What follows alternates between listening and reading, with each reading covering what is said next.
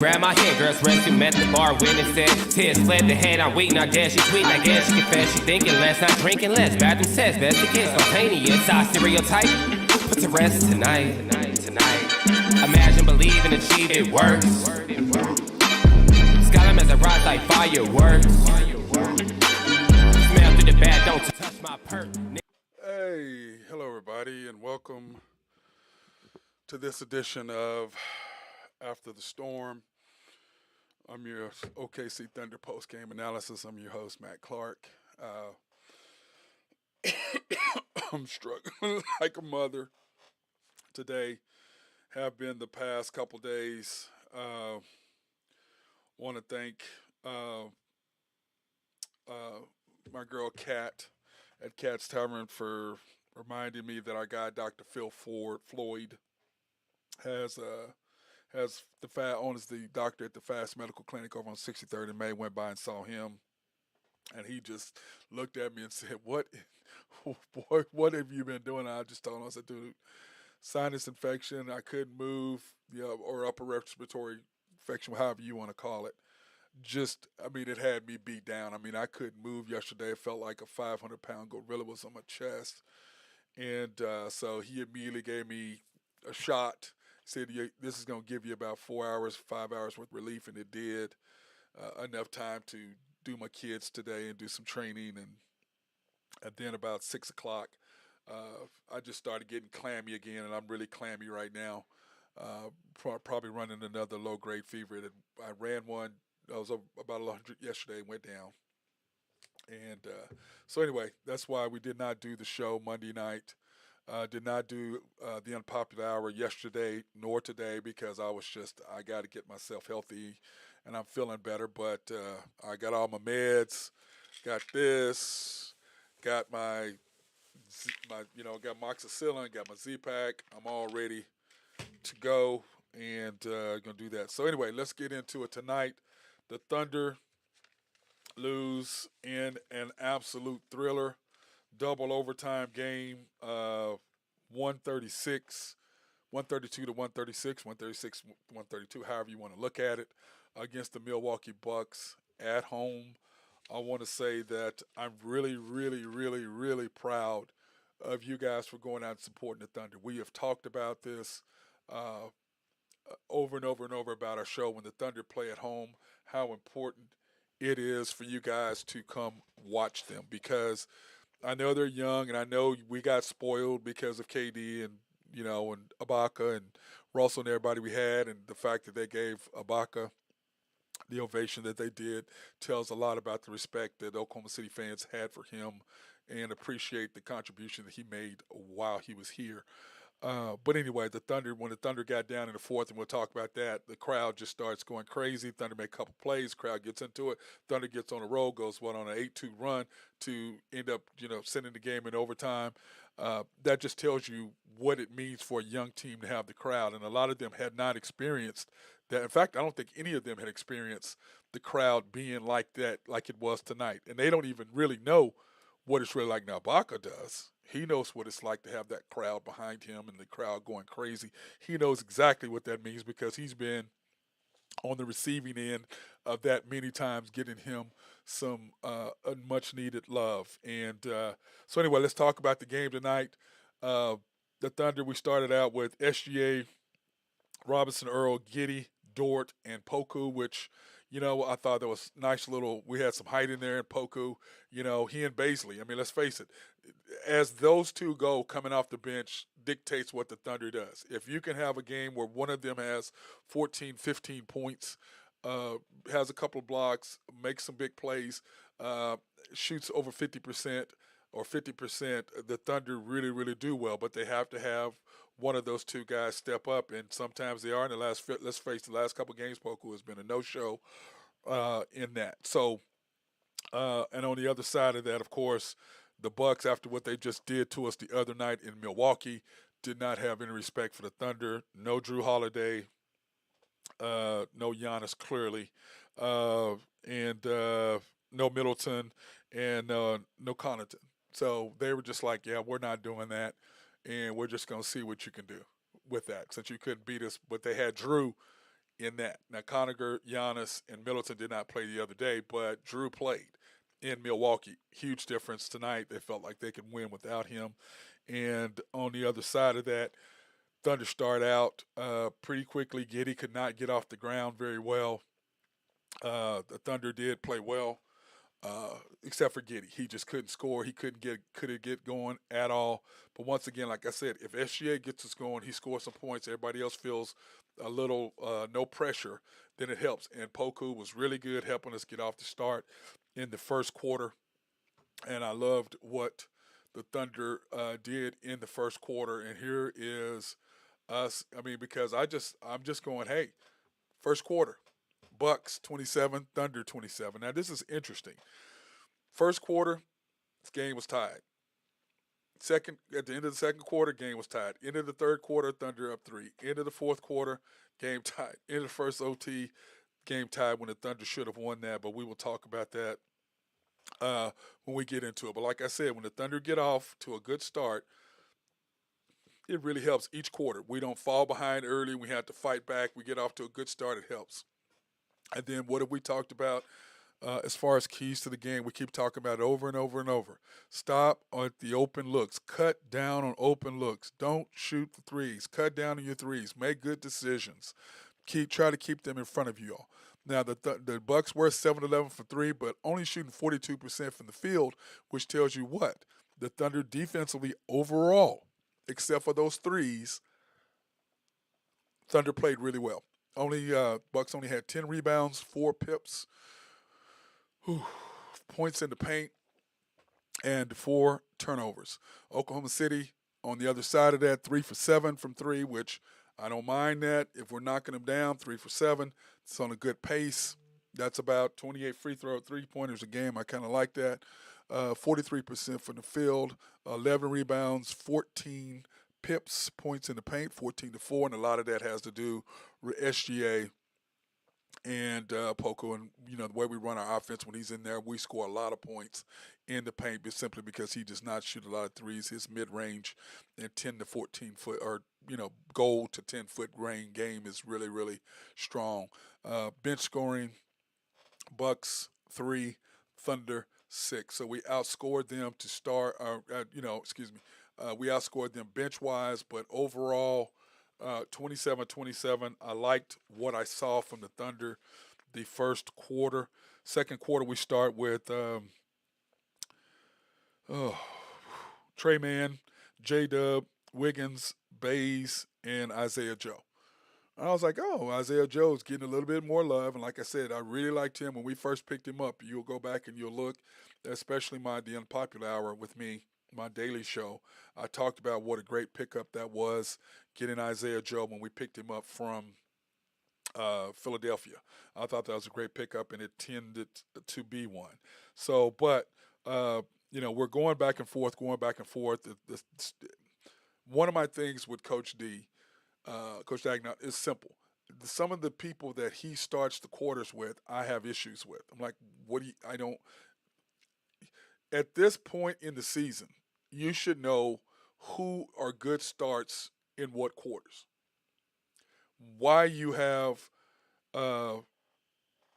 Josh Giddey and SJ on the bench together, to me, is a non-starter. Those are your 2 best players. One of them should be on the floor at all times. If one is off, if you take Josh out early in the first quarter, which you do, you let SGA play out the quarter. Josh starts the second quarter. Then you bring SGA in there with 7 minutes to go. Maybe sit Josh a couple minutes, bring him back in with 4 or 3 to go, and you're ready to play out the quarter. But having them both on the bench, I do not like when he does that. It makes 0 sense. So being down 40-35 with 7:25, all of a sudden you have Poku, J-Dub, Mann, Josh, and Muscala. Okay, so now all of a sudden you've got this group in there, and I'm going, okay, that's a little better group. I like Isaiah Joe. He's a good kid, but why would you have him in there instead of Josh? He's a good bench player. He's somewhere you want to put in. You don't want to start him off in the quarter to do that. But once again, the Thunder get down, and then all of a sudden Josh starts getting a little bit into his bag. He starts playing a little bit more, and you know what what what what kills me uh, with the Thunder is when we're flying all over the place defensively, getting our hands up, sliding in, getting in passing lanes, getting our hands on ball, and deflecting or causing them to take long shots or bad shots. Even if you're taking a three and you got a hand in your face, then that tends to be they shoot the ball harder, goes off the rim. You can get nice, easy shots in transition. Long shot, long rebound. You get the ball about the free throw line. You can get on a 3-on-2, 4-on-2, fast breaks really, really easily, which happens to us on the flip side. But anyway, the Thunder come back, and but I'm gonna tell you the bounce pass to J Dub, the no look bounce pass at the free throw line.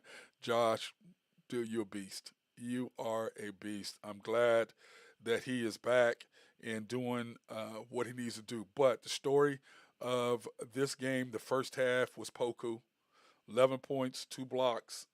The story was him.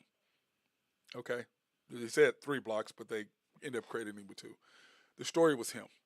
And my thing is this: if you play like crap, I'm gonna talk about you. When you play good, I'm gonna talk about you. I'm talking about you one way or another because you're playing. So either I'm gonna say yeah, or man, what the hell is you doing? That's what it's gonna be when I'm breaking down a game. So, but to me, the story of this game and of this half was Poku. And once again, 55-55 at halftime. Thunder rolling. They're playing great, and you can see the half score 55-55. The Bucks 8 of 18 the first half, and remember they were 7 of 11, so they went 1 for 7, which allowed when they got on a run, we got allowed to come back simply because we were getting in their face, weren't giving them open looks, making them shoot harder, getting out in transition, and making some easy baskets. Shooting 44%, 24 rebounds, 18 pips, which are points in the paint, 7 turnovers. They took care of the basketball considering Drew Holiday wasn't in there. Javon was just absolute. Javon Carter was an absolute beast tonight. He was Grayson Allen of the game before because Grayson had killed us in Milwaukee, and Javon Carter was the Grayson Allen of this game in the first half. Thunder 9 of 20. Remember, we were 3 of 7 the first quarter, and we were 9 for 20 at half. So, I'm looking at that. 9 for 20, not bad. 1 for 7, which basically meant, we were 3 for 7, which basically meant we were 6 for 13, almost 50%, which makes a huge difference for us. And the reason why I say that is because the Thunder have to be able to defend, and we have to be able to knock down shots. And if we're shooting dang near 50%, we are tough to beat. Unfortunately, we don't do that very often, shooting 29% for the year. 42% from the field, 21 rebounds, they're 24, 22 points in the paint, which we have to pick that up in either the first half or the first quarter. It was 14-4 in points in the paint, and they picked that up on us simply because they went bigger with Lopez in there with us. So that really kind of hurt us. But anyway, 14-25 at the end of the half in bench scoring. Thunder, I like what we were doing. I liked everything that the players were doing. I will say this about our coaching staff. They do make nice adjustments. And then my biggest issue is with him when he doesn't start the right lineup and we start getting behind. My friend Mark Long says he calls him Mr. 2 minutes too long, and sometimes he is 2 minutes too long and going, I made a mistake. Let me get them out of here. Let me switch right away. And the Thunder can get down, which is basically what happens to us every single time. When he has the wrong group in there, he doesn't make the adjustment fast enough to go, hey, look, this not work. Boom. Instead of taking it out after 2 minutes, he does it after 4 or 5 minutes. 2 minutes too long. That's what Mark Long's nickname for him has been, and he's been on point almost every single time when it comes to the coaches and what they do with that. So that being said, started the third quarter. You have Poku, Josh, SGA, Dort, and Robinson Earl, which is basically who you started the game with. Which, yes, I always like whoever you start the game with. You start usually third quarter unless you're sticking Muscala in there because you need some scoring, or he's been showing you that he has been proficient from the three and knocking down some shots. Then yes, I'll go ahead and start him and get him in the game. But for the most part, if he's coming off the bench, I like him to come off the bench. I like everybody to know what their role is and how they're going to play this particular half. So that makes a difference on how I look at it. So, but anyway, at week they came out and just hit us in the mouth. I mean, they just went on a nice 15-9 run on us. I just don't know how we do this every single time. We'll start out whether it's every game we'll have this one quarter that we will start out bad for whatever reason. I don't know what it is in our team, but we have the one quarter that we start out bad in. But this is the difference. You can afford to do that when you're at home and you have the home crowd coming in and having your back versus being on the road. When you're on the road, you don't necessarily have that. But the Thunder are blessed with the crowd that comes to Paycom Center when we do show up to give the Thunder support. Makes all the difference in the world with the Thunder and what they do. So, uh, one thing about it, they go on a 15-9 run, and then all of a sudden, what ended up happening? You have SGA, Man, Muscala, J Dub, and Dort in the game. And then what happens to the Thunder? The Thunder turn around and then all of a sudden go on a run of their own and are up 81-79 with a minute 13 to go in the third quarter. And it's about getting that right lineup in the game, one that gets long shots, that has the turnovers, that gets into a groove, which allows Muscala to make some three, Dort to make some threes, even though he's a terrible 3-point shooter. And he just tonight he shoots an air ball. He comes, drives to the lane, throws up another air ball, which he does at least once or twice a game. He'll drive to the basket and throw it off the backboard. And I'm gonna tell you this: I have never maybe done that once or twice in my entire life, attacking the basket and missing everything unless I got fouled. I don't know how the hell you don't finish at the rim. But he goes so fast and he's so out of control because it's not something he was ever able to do. That's not something he was ever called on to do. He was called on to play defense, stop the opposing team, make some shots here and there, catch the ball in transition, finish at the basket on layups, and knock down occasional shots. But what Dort does is Dort now thinks because of last year that Thunder freed him up and now paying him all this money that he's a 3-point shooter. And he's not. And then you got Trey Mann on the other side, whom I hope the Thunder and him have struck a balance because I think Trey shot 13, 14 times tonight to me, which is the correct amount of time or shots that he should shoot. That 25, no, that's way too many. And the Thunder put him down and put him in his place. But when he gets a chance where he can come in and they give him some room to make a couple mistakes, don't jerk him out. That is where he needs to be. Because if he's 10 to 14 shots a game, that's 14 to 20 points ish somewhere for Trey. And I think that is a nice little mix for him to have some success, feel comfortable about what he's doing and about what's happening. So anyway, the Thunder come back uh, and they make a nice run, and Trey was knocking down shots. And once again, SGA is doing what the hell SGA does. He's really good. And how this one guy was trying to tell me that Josh Giddey is our best player and Trey Mann's our best player. No, no, no. It's SGA here, Josh Giddey here, because Josh Giddey is young. He's improving. He's going to get there, and he's going to be close to SGA's level. There's no question. I don't know if he'll be able to get there because he doesn't have the handles, nor does he have the mindset. He's not an alpha to have that mentality to be able to finish and do what SGA does. And can he possibly get close to that? Yes. And when he does, which may be probably next year, his third year in the league, I think that will take Josh up to another level. So at the end of three quarters, like I said, the first quarter, score tied. Halftime, score tied. Third quarter, the Thunder. And I'm looking at this going, man, I just really, really like what I see. The Thunder up 87-84 at the end of the third quarter. 3-point percentage, Bucks 13 of 28. 13 of 28. Remember, they were 8 for 18. So that meant they were 5 for 10 the third quarter. And they made some shots. And but the ones that they missed are the ones that we got out in transition, and we were able to knock down threes and score in transition, which helped us.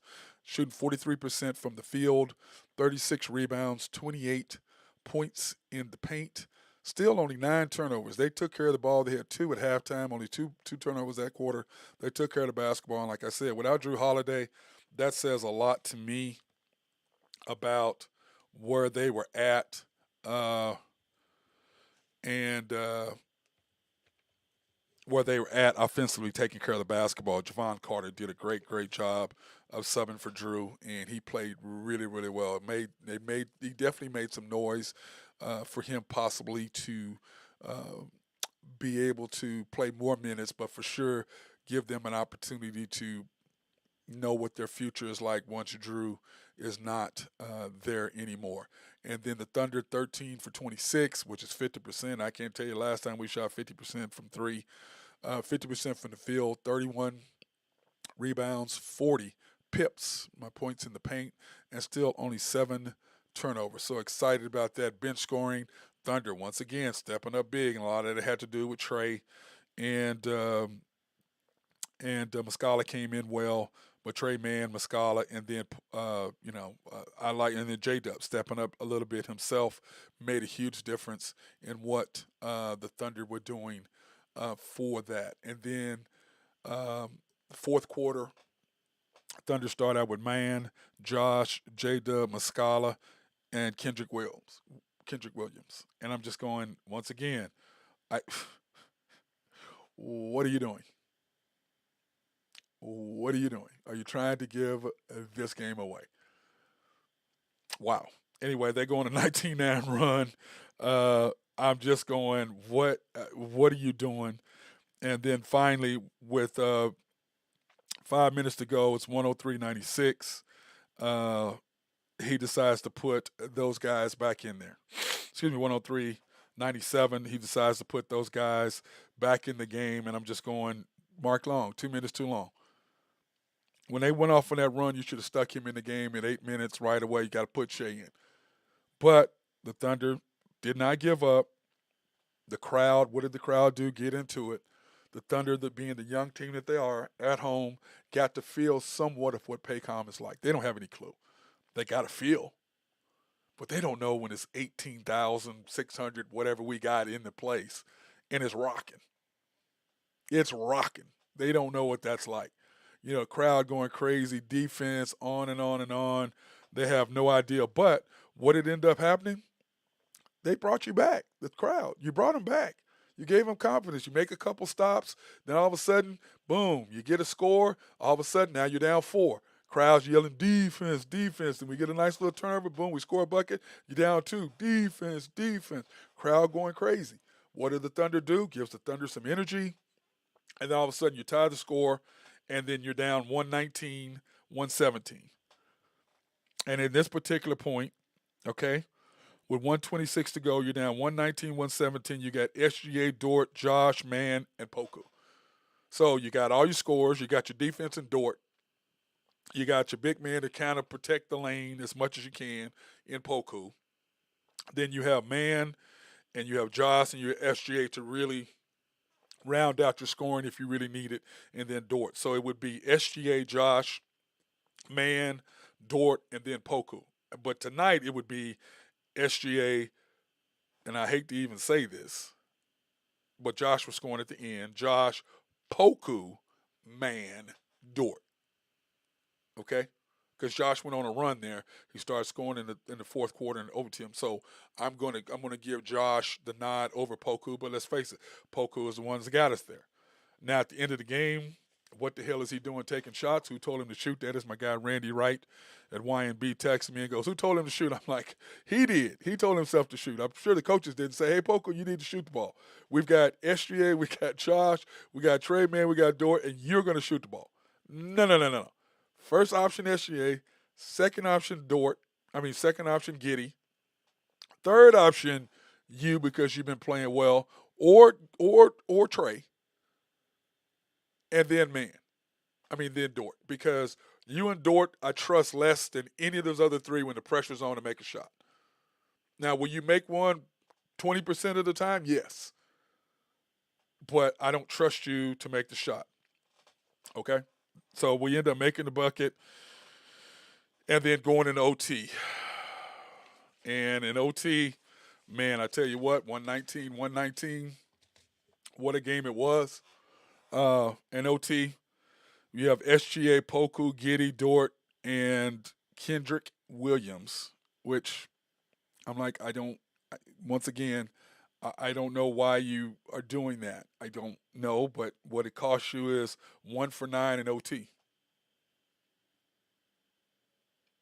Dort shooting a three-point air ball at the end of OT with SGA driving, and then he kicks it out to him, and he's got to understand what Michael Jordan knew. If I have a chance to make the shot or I'm going to pass it to him, I'm going to shoot the ball. And I've said this before. Unless it's Josh Giddey sitting over there, and maybe Trey Mann sitting over there, I'm not passing it to anybody else. None of the rest of y'all I'm not passing to. I'm going to shoot it, or if I'm shooting it and I look over and it's Josh over there, yes. If it's Trey Mann over there, yes. Anybody else, I'm shooting the basketball. And he's got to understand, I get it. He's trying to say, hey, look, I'm going to pass you the ball. No, not in those circumstances, because it's just not going to happen. And then we come down at the end of OT, which just blows me away. SGA does a sweet step back. Knocks down to 3, .02 whatever left in the game. They throw an alley-oop, and Dort is underneath with Poku. With Brook Lopez, which, first of all, why is Dort down there? Why do you not have Muscala down there, or why do you not have Poku down there with him and Muscala on the ball out of bounds? Yeah, Poku, so they got to throw the ball, but why do you not have a big man? Why do you have a 6'4", 6'6" guy on a 7-footer underneath the basket? And all they can do is throw the alley-oop. That's the only thing they can do. And you have a 6'4", and they call a foul on Dort going underneath. No challenge at all. But on the other side of that, to me, it's like, why are you know what they're going to do. You know what they're going to do. That's the only thing they can do. Why do you not have a big man on big man, Poku with the ball out of bounds, jumping up so he has to throw it high, and it was an errant pass, and the referees let him off the hook? Because what? We're the Thunder at 4-6. They're the Bucks at 9-1. That's what that was. Okay? That's exactly what that was. But what do we call it? When I be at the free throw line and there's a fake call that was not a foul, you always do what? Justice. Justice. That's what it's called, underneath your breath, because you will get a T if the referee hears you. And, of course, you're acting like you're sneezing, but it's justice, because it was justice. And, in fact, I did that. Justice. Because that's exactly what that was. Second OT, Thunder. Come out the second OT, we've got SGA, Poku, Giddy, Dort, and Trey Mann in the second OT. Now, we still go 1 for 7, so we ended up being 4 for 19 in both overtimes. But once again, that first overtime, we still should have won it because that was a BS call. But then once again, it's a lineup thing. Why do you not have, the only thing they could do is it. So why do you not have your bigs in there? You know what's going to happen. You know what they're going to do. We're not switching out. Muscala, you're going to be underneath. They've set the screen. We know what we're doing. Okay? You have the bigs in there. We're not switching. Anyway, back-to-back offensive rebounds because of the big boys that they both had in there at the same time. It just absolutely murdered us on that with Beauchamp and Lopez. They had the two big boys in there. We went to small lineup. They went big, which normally is going to be one way or another. With your little lineup, you bring your bigs out. You switch on them, so you have little on little. I mean, our little guy against their big guy. There's no way he's going to be able to stop you. You should be able to take him to the basket every single time. Every time I saw a big guy on me, I just laughed. And you look at Steph Curry and they see a big dude on him. Hell, this is over. This bucket. Big dude can't guard me. That's why they get in the pick and roll. But they do that. They want the big guy to switch out, advantage us. It's just like, I don't know if anybody remember when Kyrie was playing at Boston. And we're playing, and Steven Adams switched out on him with like 7 seconds to go in the game. And Steven Adams' eyes were that huge, like, holy, what am I going to do? How am I going to guard Kyrie? And, of course, Kyrie took him, bucket, game over, Celtics win. Same type of thing. The downside is if you're small, they're going to pound you on the line, pound you inside on offensive rebounds, and that's exactly what they did. They missed, rebound, score, go up 4. And then Muscala, you don't know how to set a screen. A moving screen, you know what the play is. Set the screen. You know Grayson Allen is a BIT, you know what, and it's going to fall down and flop. Set the screen, let SGA come off the screen. We're going to run the play. The play is not coming to you. Why are you setting a moving screen? Do you not know how to set a screen by now? How long you been in the league? How long you played basketball as a center? You don't know how to set a pick and roll?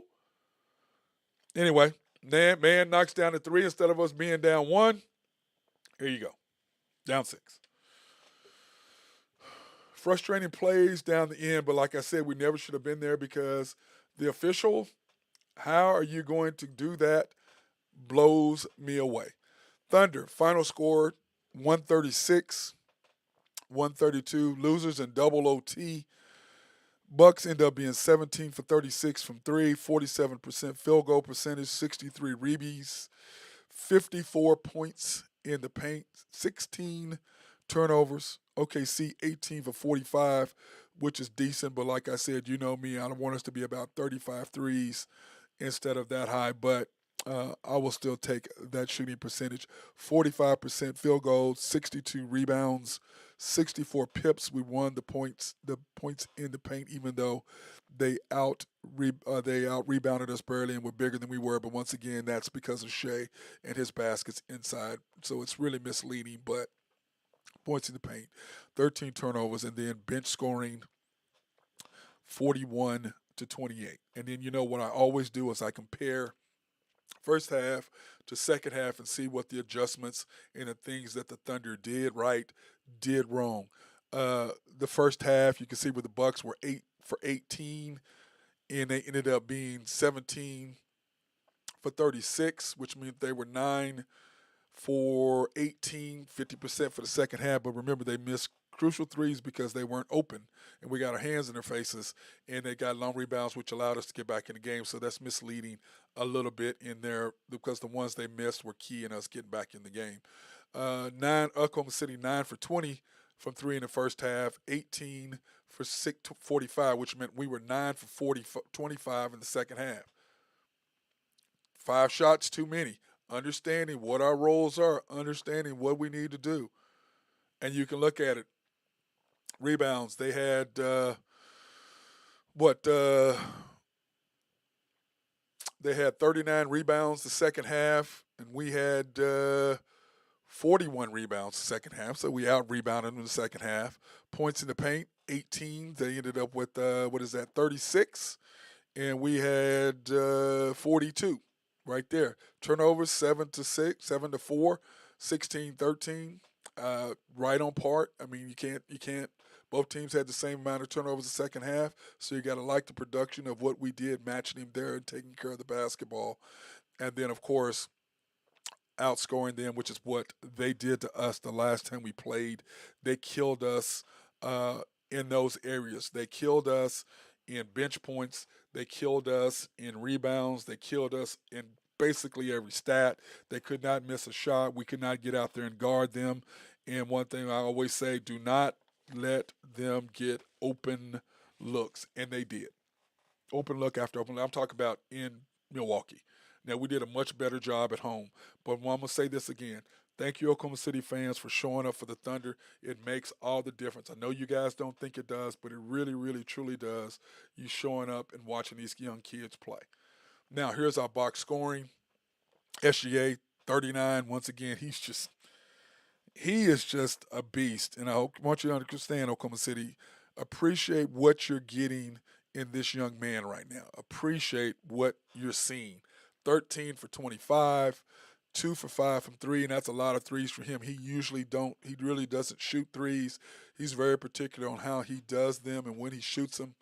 5 rebounds, 4 turnovers, 4 assists, and 2 blocks with those long ass arms that he has. Giddy, remember, he took a long time getting started, but 18 points, 9 for 18. Great job by him. 0 for 4 from 3, 15 rebounds, 1 turnover, 6 assists.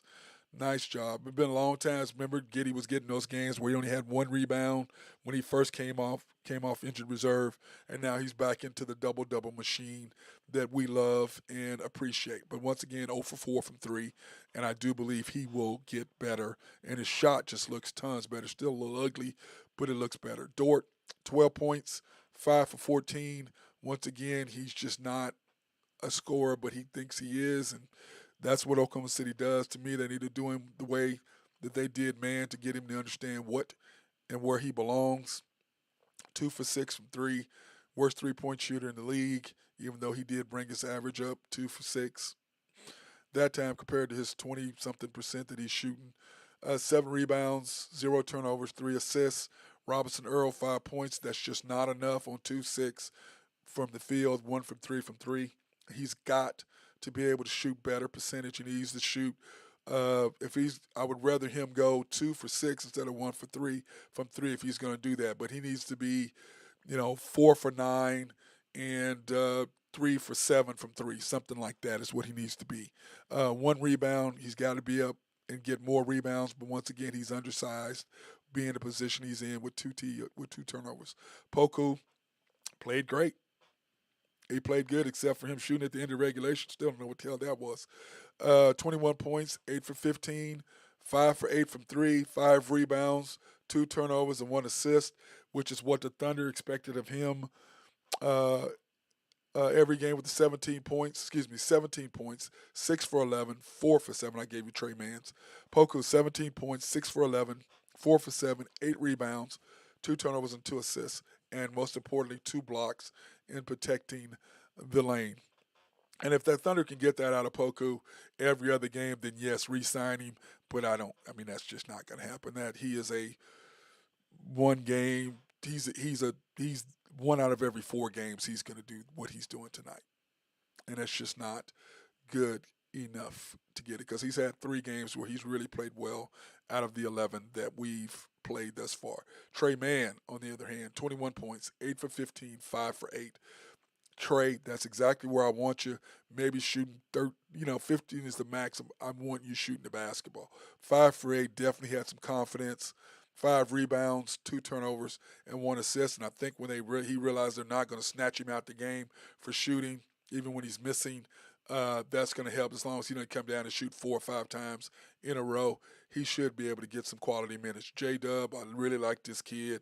He's just going to be the steal of the draft for us without question. 2 for 6, 1 for 3, 5 rebounds, 3 assists. I just like him. He's just going to get more and more confidence the more time he plays. Muscala, 6 points, 2 for 9, 2 for 6, 2 rebounds. You got to play better, big boy. Wiggins, 0 for 1, 1 rebound, 2 assists, 1 block. Just non-existent. He's up and down, and I don't know what's going on with him. Baisley. Kendrick Williams, 2 points, 1 for 2 field goals, 0 for 1 from 3, 1 rebound, 1 turnover, 1 assist. He's okay. I'm just not necessarily a fan of his getting this is about what he should play. I like him, but coming out starting quarters, no. Coming off the bench, yes, I like him as coming off the bench player, but as far as starting, I'm not a fan. Isaiah Joe, 3 points, 1 for 2, 1 for 2. Nice. 2 rebounds, only 1 assist.